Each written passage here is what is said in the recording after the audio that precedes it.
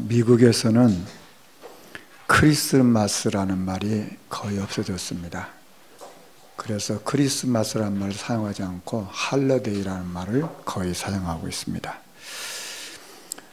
크리스마스라는 말은 그리스도의 날이라, 그리스도께 예배하는 날이다, 그런 말이거든요.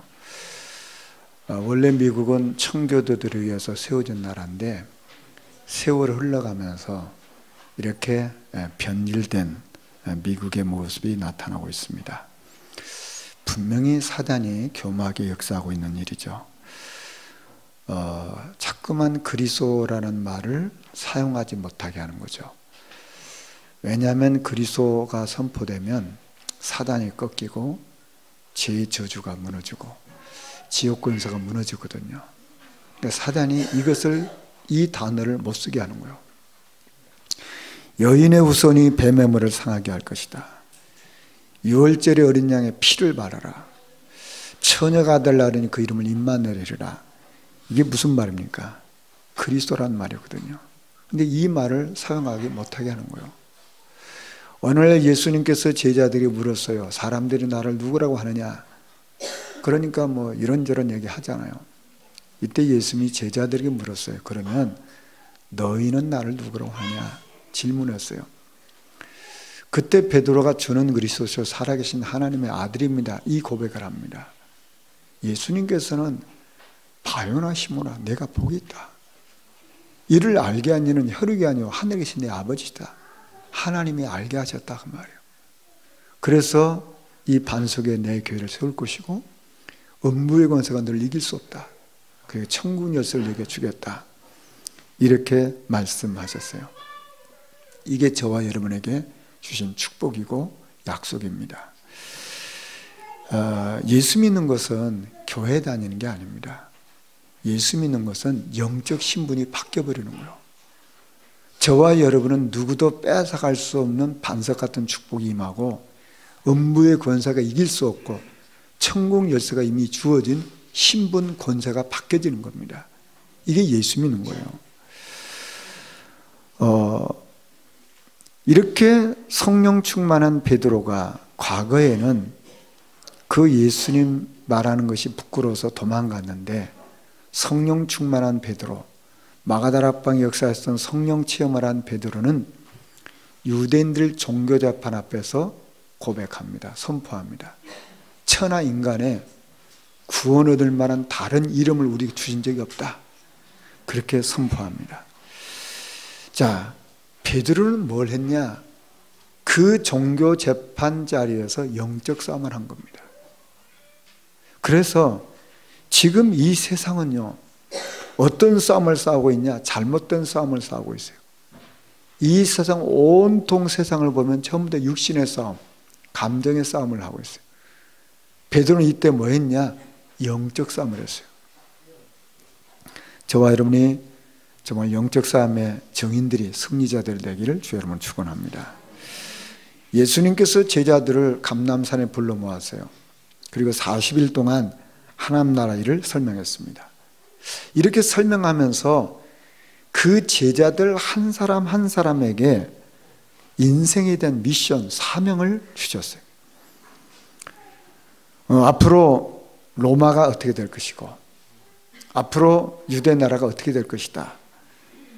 그래서 너희는 세상에서 어떻게 살아야 된다, 이걸 말씀하셨어요. 너희는 비록 세상에 살고 있지만 너희 배경은 어디냐? 천국이다. 그래서 너희는 세상의 사람들처럼 육신 싸움하고 감정 싸우지 말고 살리는 싸움을 해라.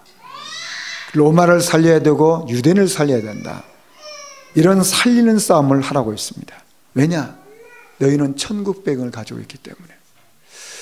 저와 여러분이 이 땅에 살아가면서 육신 싸움하고 감정 싸움하는 자들이 아니라 살리는 싸움, 사람을 살리는 싸움의 증인 되기를 주님으로 축원합니다.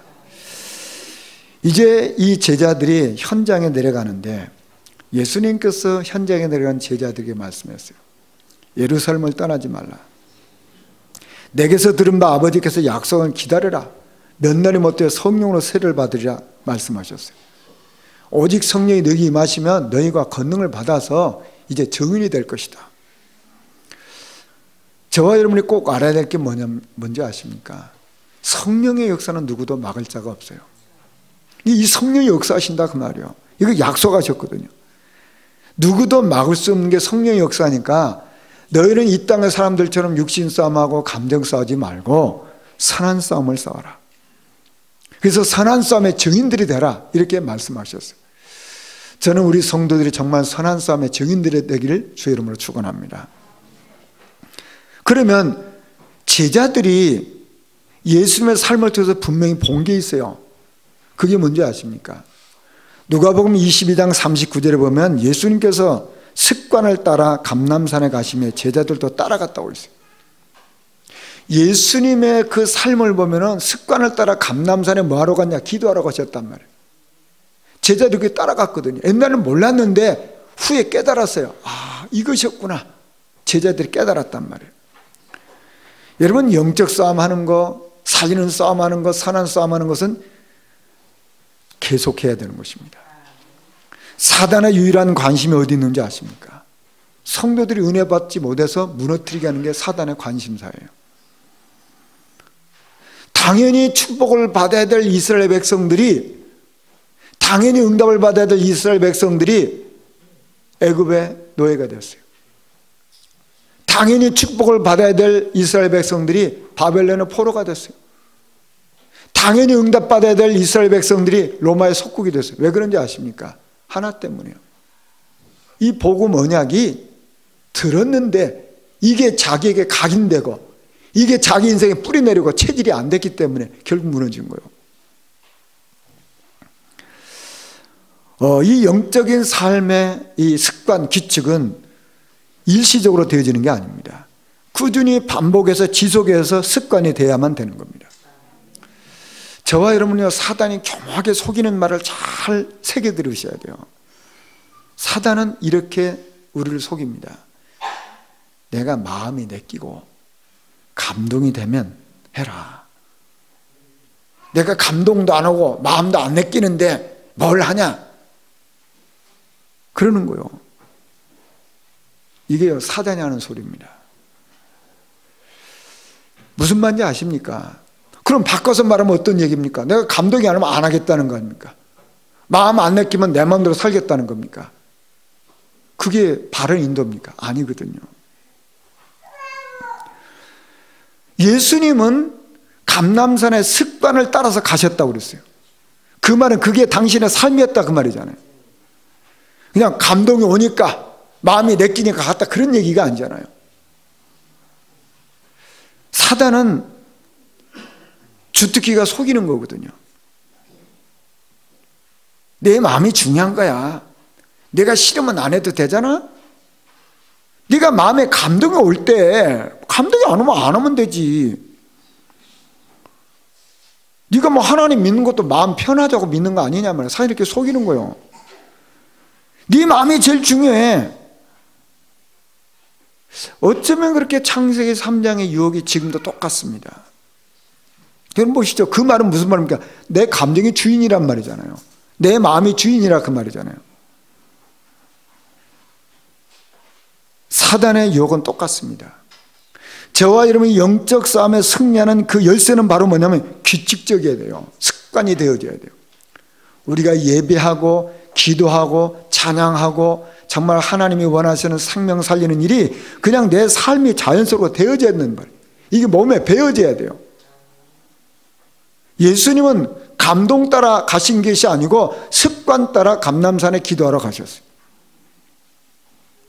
여러분 그렇지 않습니까? 내가 밥 먹는 게 습관에 따라서 밥을 먹어야지 그게 정상 아닙니까?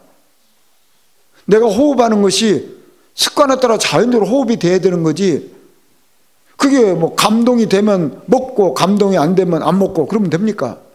내가 먹고 싶으면 먹고 안 먹고 싶으면 안 먹고 그러면 됩니까? 그럼 건강에 먼저 문제가 온 거예요. 아 내가 호흡하고 싶다고 하면 호흡하고 안 하고 싶으면 호흡 안 해. 그건 죽는 거지 뭐. 그렇지 않았습니까? 얼마나 사단이 교묘하게 속이는지 몰라요. 저와 여러분 영적 삶의 승리하는 첫 번째 열쇠가 바로 뭐냐면 습관이 되는 거예요. 이 예배가 습관이 되고 기도가 자연스러워야 되지 않습니까? 내 입술에 찬양이 자연스럽게 나와야 되는 거죠. 그러려면 그 지속해야 되는 거 아닙니까? 나도 모르게 흥얼흥얼 그러는데 유행가가 싹 흘러나오는데 그게 각인된 거예요. 그게 나에게 흥얼흥얼는데 찬송이 자연적으로 나온다? 나에게 기도가 자연스럽다?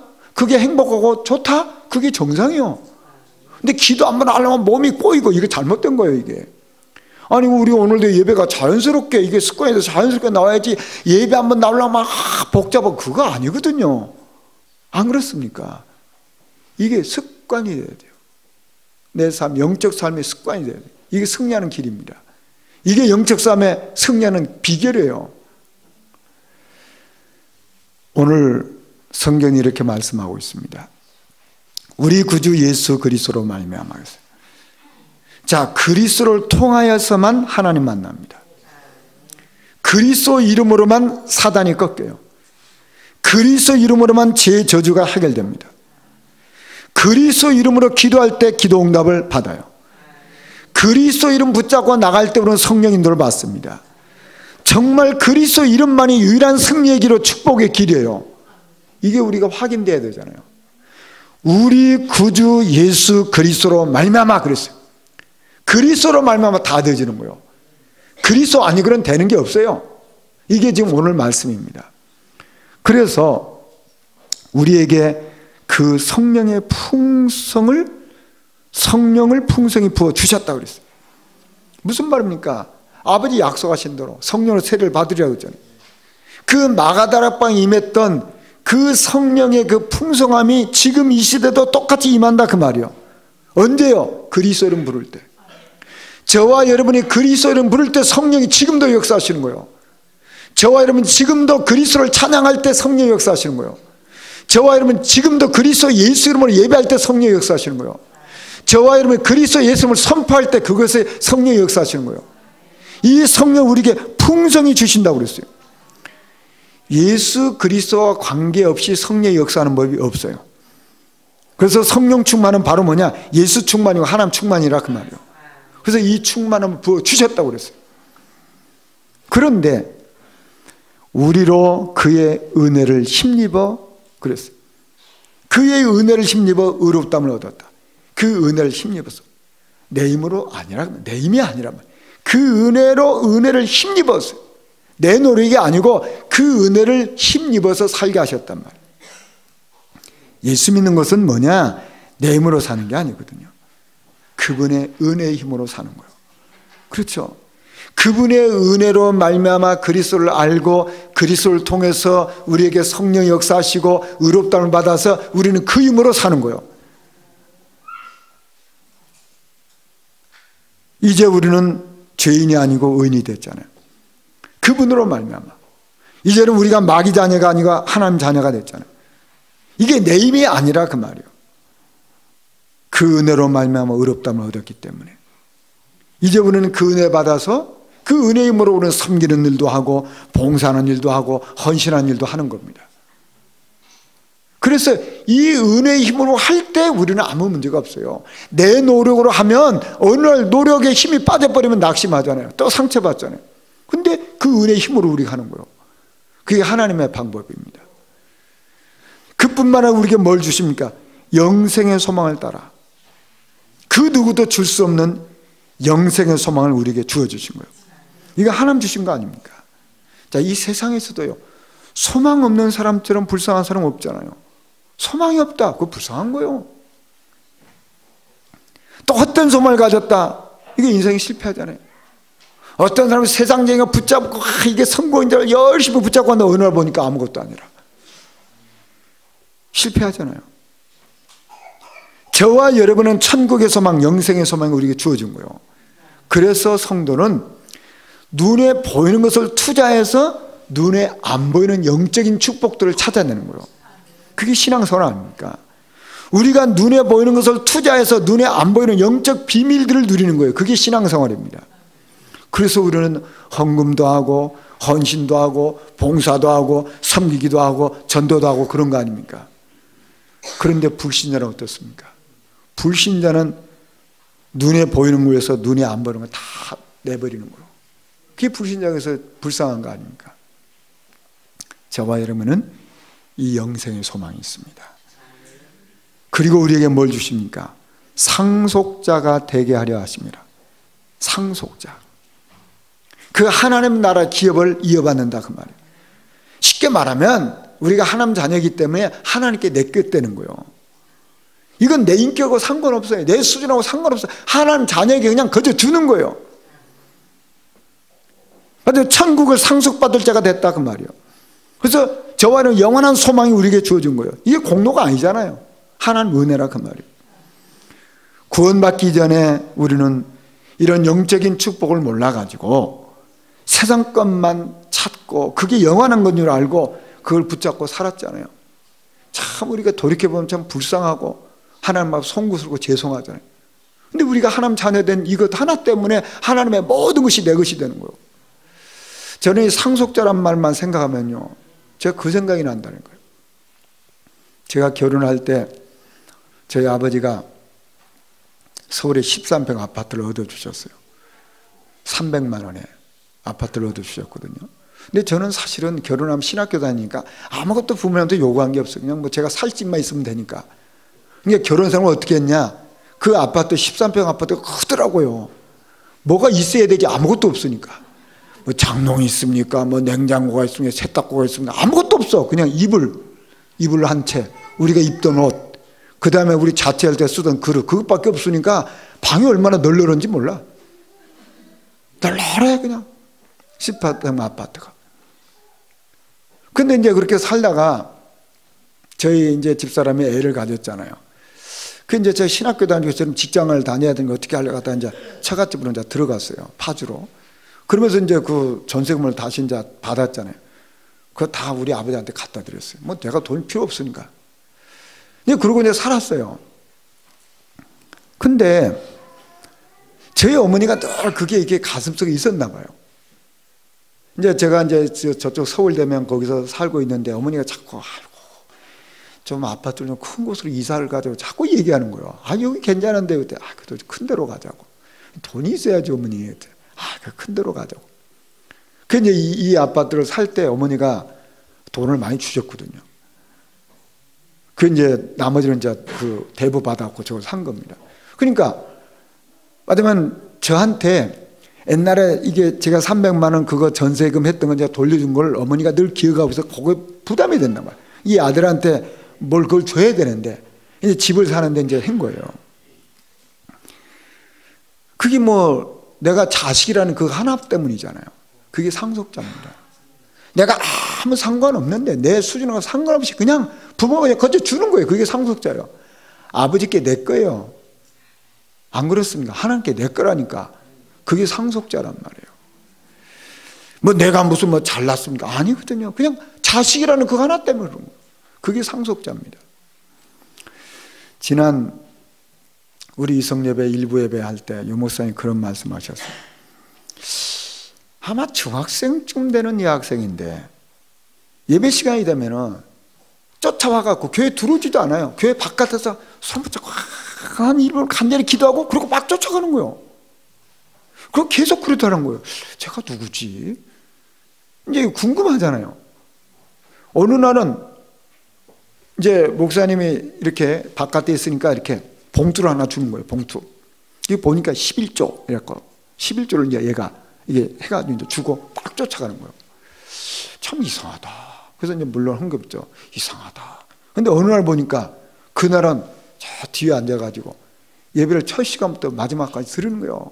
막 눈물을 흘리면서 예배를 드리더라는 거예요. 예배가 끝나고 이제 가서 만나서 얘가 누군가 알아야 될 거 아니에요. 그랬더니 얘가 예배당 건너편에 터미널에서 이렇게 청소하는 애라. 거기 이제 그렇게 일을 하는 애죠. 근데 부모님이 일찍 돌아가셨어요. 그래서 동생이 또 하나 있어요. 그러니까 말하면 소년 소녀 가장이라. 자기 혼자 살면서 동생을 먹여 살려야 되는 거예요. 근데 얘가 예수 믿으니까 예배를 올 수가 없잖아요. 예배를 올 수 없으니까 잠깐 화장실 간다고 하고 쫓아와서 잠깐 기도하고 또 쫓아가는 거예요. 그런데 그날 마침 쉬는 날이라. 그래서 그 예배를 드리는 거예요. 이 아이는 예배가 뭐냐? 예배 소정을 알았다는 말이잖아요.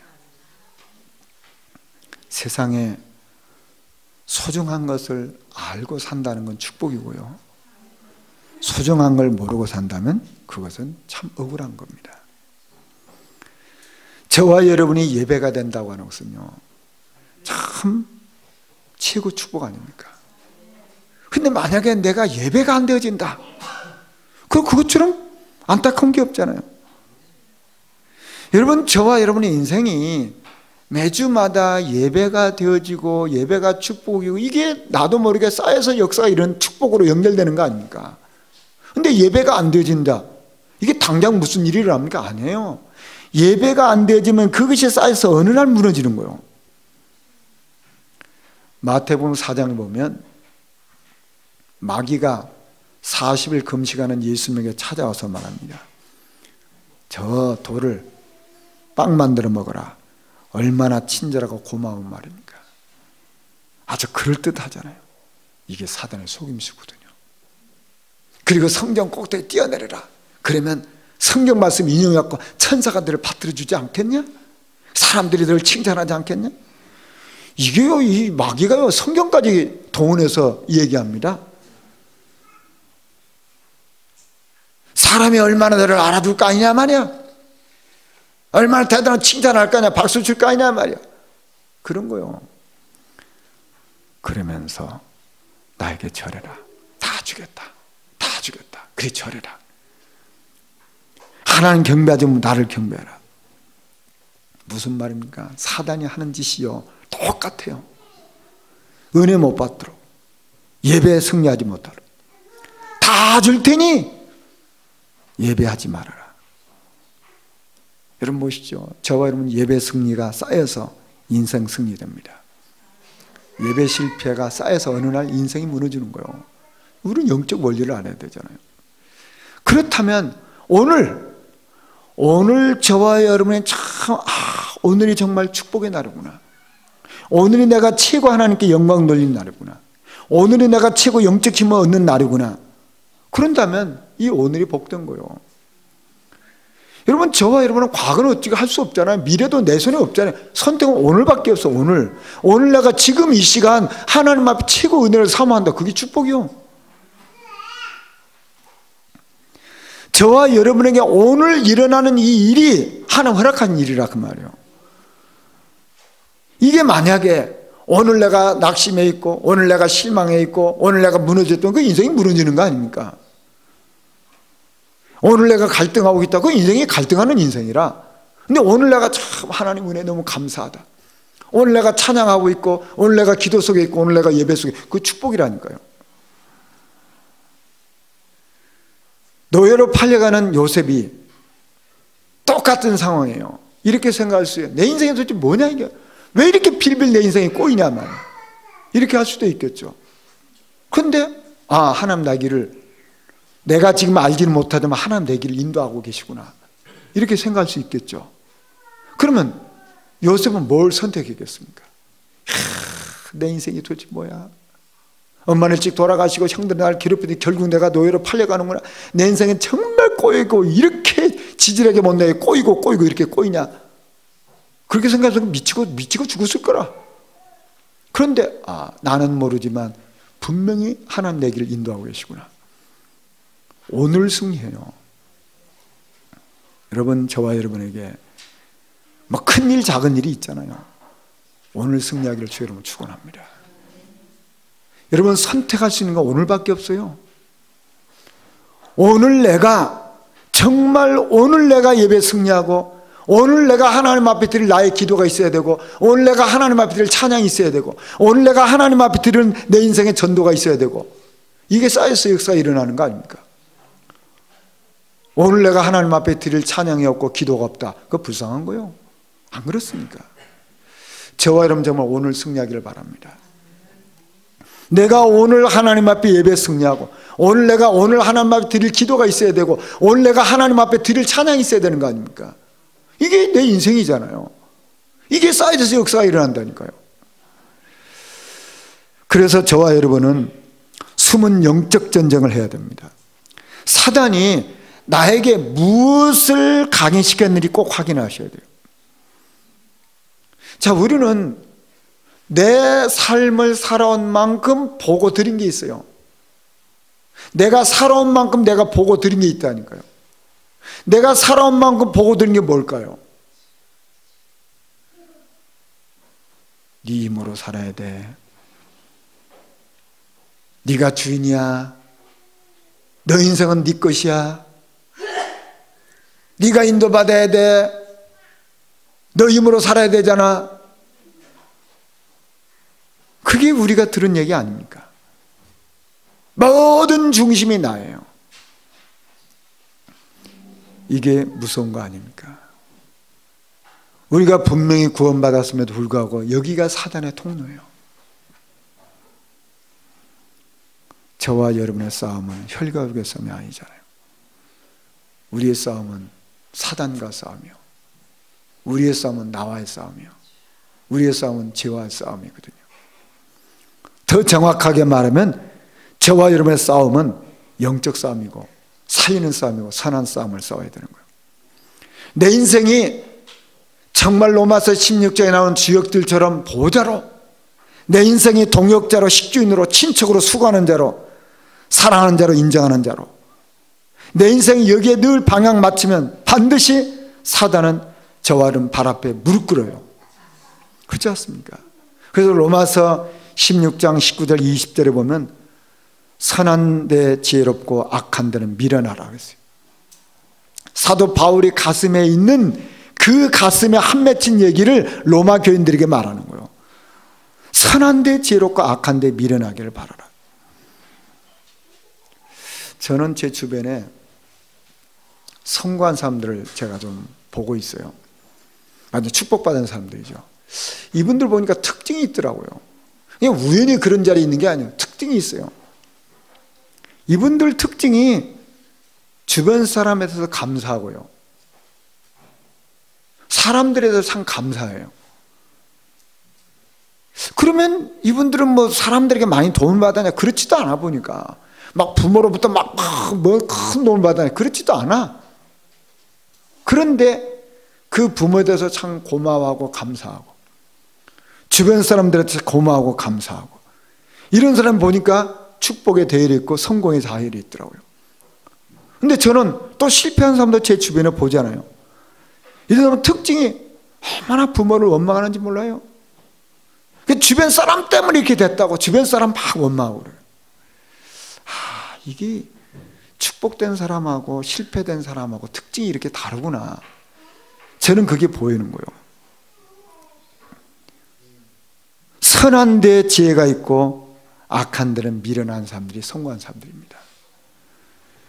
여러분, 지금 자라고 있는 우리 아이도 보세요. 이 아이가 성공한 아이인지 실패한 아이인지 금방 보입니다. 이 아이들의 성공한 애들은요, 벌써 부모에게 감사합니다. 그런데요, 실패한 애들 특징, 부모에게 막 대들고요, 지멋대로 하는 거예요. 그거 틀면 실패합니다. 성도의 구원은 뺏어갈 수 없어요. 그러니까 사단이 속이는 겁니다. 그래서 육신 싸움하게 하고 감정 싸움하게 합니다. 저와 여러분의 싸움은 혈과 육의 싸움이 아니거든요. 영적 싸움하는 거예요. 살리는 싸움하는 거예요. 사람 살리는 싸움. 우리는 선한 싸움을 한다 그 말이에요. 그래서 저는 가슴속에 정말 맺혀 있는 게 있어요. 창세기 49장에 보면 야곱이 유언합니다. 영적인 것이 무엇인지 알고 유언을 해요. 야곱이 죽기 전에 아들들을 다 부을러 놓고 이 아들들에게 유언하는 내용이에요. 축복하면서 유언하는 내용이에요. 그러면 이 야곱은 옛날에는 참 못된 사람이었잖아요. 그런데 은혜를 받아가지고 영적인 축복이 뭔지를 안 사람이에요. 그래서 이것을 자녀들에게 정말 유언으로 전달해야 된단 말이에요. 이게 전달된다. 그게 가슴에 있는 거예요. 그래서 유언하는 겁니다. 숨을 거두면서 지금 이 자식들한테 하는 얘기요. 야곱은 옛날에는 인본주의 많이 썼지만 기도의 비밀을 알았잖아요. 창세기 28장에 형 예수를 피해서 도망가다가 그 살아계신 하나님을 만나잖아요. 그 야곱이 하나님과 두 가지 서원합니다. 지금까지 지식으로 알았던 그 하나님을 실제로 만나고 두 가지 서원해요. 내가 이렇게 베고 잤던 돌베개, 여기가 성전이 될 겁니다. 성전 세울 겁니다. 그 말. 그리고 하나님, 내가 돌아오게 되면 하나님 주신 게 10의 1을 하나님 앞에 드리겠습니다. 11조를 서약해요. 그게 야곱의 인생입니다. 그리고 훗날에 많은 축복을 받아서 거부가 돼서 지금 고향으로 돌아옵니다. 근데 형 예서가 20년이 지나도록 한 맺히도록 이 야곱을 기다리고 있었어요. 군대 400명을 끌고 잡으러 오잖아요. 얼마나 무섭겠어요. 야복강에서 생을 걸고 기도합니다. 이때 어떤 응답 받았습니까? 내 이름이 뭐야? 야곱입니다. 내 이름 이스라엘로 바꿔라. 이 축복을 받은 거예요. 그래서 이 영적인 축복을 받은 이 야곱은 자기 자식들에게 이걸 전달하는 거예요. 저와 여러분이 정말 마음에 담아야 되거든요. 우리 후대들에게 무엇을 물려줄 거냐. 저는 비전센터 놓고 기도 많이 합니다. 저와 여러분 후대들에게 무엇을 전달해야 될까요? 무엇을 각인시켜야 되냐 그 말이에요. 우리 후대들에게 영적인 규모를 가르쳐야 됩니다. 어릴 때부터 예배하는 거, 기도하는 거, 찬양하는 거, 전도자 삶 가르쳐야 되잖아요. 듣는 애들부터 해야 돼요. 그게 우리 비전센터입니다. 그리고 우리 아이들이 학교 갔다 오면은 숙제하는 거 습관 들여야 돼요. 학교 또 막 노는 게 아니고 오자마자 딱 숙제하도록 그거 하게 해야 돼요. 우리 애들은 이 세상 살아가면서 경제를 떠나서 살 수 없기 때문에 통장 만들어줘 가지고 저축하는 습관, 용돈 관리하는 습관 가르쳐줘야 돼요. 우리 아이들은 반드시 축복받아야 되기 때문에 헌금을 어떻게 해야 되는지 어릴 때부터 가르쳐야 돼요. 어릴 때부터 11조 가르치고 감사 가르치고 선교 가르치고 가르쳐야 돼요. 우리 아이들은 세상에서 성공해야 되기 때문에 어릴 때부터 예절교육 가르쳐야 돼요.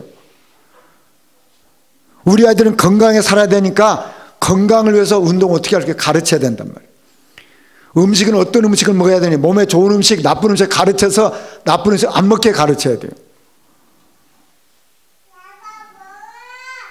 이게 가정에서도 돼야 되고 교회에서도 돼야 돼요. 혹시 가정에서 부족하다면 교회가 이걸 감당해야 돼요. 그래서 지금 우리 교회 내에서 먼저 되는 애들부터 해야 돼요. 먼저 말을 알아듣는 애들부터. 안 듣는 애들은 놔두고.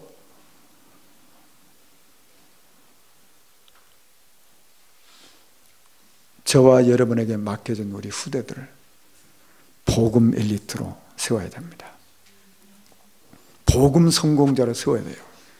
이게 우리 사명 아닙니까? 이를 위해서 헌신하는 사람도 있어야 되고 이를 위해서 후원할 사람도 있어야 되는 거예요. 그게 우리 비전센터입니다. 지난주부터 시작했어요. 앞으로 계속 할 겁니다. 여기 헌신하는 분들께서 계속 하고 있어요. 얼마나 감사한지 모르겠어요. 우리 후대들 중에 복음 엘리트 나와야 되거든요. 우리 후대들 중에 복음으로 성공한 자들이 나와야 되거든요. 이게 우리 교회 사명이고 우리 부모의 사명 아닙니까?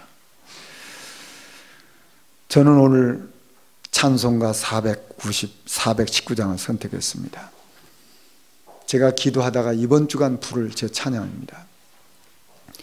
주 날개미 내가 편안히 쉬네 밤 깊고 비바람 불어쳐도 아버지께서 날 지키시니 거기서 편안히 쉬리로다. 주 날개미 평안하다 그 사랑 그늘 자니뇨. 주 날개미 내 쉬는 영원히 거기서 살리. 제가 기도하다가 이 찬양을 받고 다윗을 봤어요. 다윗을 봤더니요, 다윗은 정말 하나님 축복 받을 수밖에 없는 사람이에요. 하나님 앞에 작정하고 예배하고 기도하고 찬양할 뿐만 아니라 그의 인생은 늘 그 고백이에요. 시편 17편 8절에 보면 나를 눈동자같이 지키시고 주의 날개 그늘 안에 감추사고 있어요. 다윗이 계속 자기를 잡으러 오는데 하나님 나를 눈동자같이 지켜주시고 주의 날개 그늘에 나를 감춰주셨다. 그게 다윗의 고백이요. 시편 36편 7절 이하에는 하나님이여 주의 인자심이 어찌 그리 보배로우신지요. 사람들이 주의 날개 그늘 아래로 피하나이다. 그들이 주의 집에 있는 살진 것으로 풍족할 것이라. 주께서 주의 복락의 강물을 마시게 하시리로다. 주의 복락의 강물을 마시게 하시리라. 이게 다윗의 믿음의 고백이요. 지금 비록 내가 이렇게 쫓겨다니지만 내가 주님 안에, 주님의 장막 안에 갈 때 이런 축복이 나에게 임한다. 이걸 붙잡고 있는 거예요. 시편 61편 3절 이하에는 주는 나의 피난처시요 원수를 피하는 경관 망대이십니다. 내가 영원히 주의 장막에 머물며 내가 주의 날개에 피하리로다. 정말 나에게 주 날개 및 그 주의 장막에 피한단 말이에요. 그게 다윗의 고백입니다. 저와 여러분에게 이 은혜가 이번 한 주간도 풍성히 임하기를 주의 이름으로 축원합니다. 말씀 정리하겠습니다. 예수님은 감동을 따라 산 게 아니고 습관을 따라 감람산에 기도하라고 하셨어요.